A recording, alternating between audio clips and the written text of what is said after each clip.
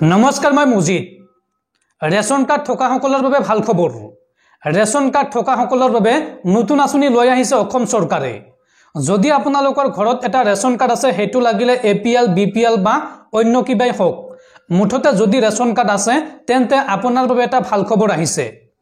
আপোনালোকৰ ঘৰত কাৰ কোনটো रेशन कार्ड আছে আপোনালোকে সকলোৱে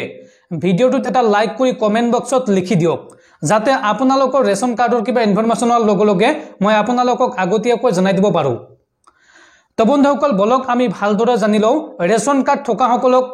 বা रेशन कार्ड ठका সকলৰ বাবে অসম চৰকাৰে কি নতুন আঁচনি লৈ আহিছে আৰু এই আঁচনিৰ সুবিধা আপুনি কেনেকৈ লব रेशन कार्ड ठका সকলৰ সুবিধাৰ্থে নতুন আঁচনি ঘোষণা অসম চৰকাৰৰ रेशन कार्डৰ হিতাধিকাৰীয়ে লাভ কৰিব অসম চৰকাৰৰ নতুন আঁচনি কি এই নতুন আঁচনি চাও আহক रेशन कार्ड ठका সকলৰ সুবিধাৰ্থে নতুন আঁচনি ঘোষণা মুখ্যমন্ত্ৰীৰ रेशन कार्ड ठका সকলে লাভ কৰিব চৰকাৰৰ নতুন আঁচনিৰ সুবিধা रेशन कार्ड ठका পৰিয়ালৰ মুৰব্বীজনৰ বীমা কৰাই দিব অসম চৰকাৰে আৰু এই বীমাৰ প্ৰিমিয়ামৰ টকা দিব চৰকাৰে रेशन कार्ड ठका সকলৰ বাবে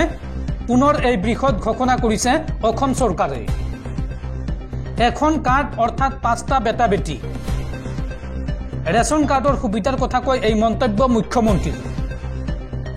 মাকুমত সর্বানন্দ সোণোৱালৰ হৈ নিৰ্বাচনী প্ৰচাৰ চলাই এই মন্তব্য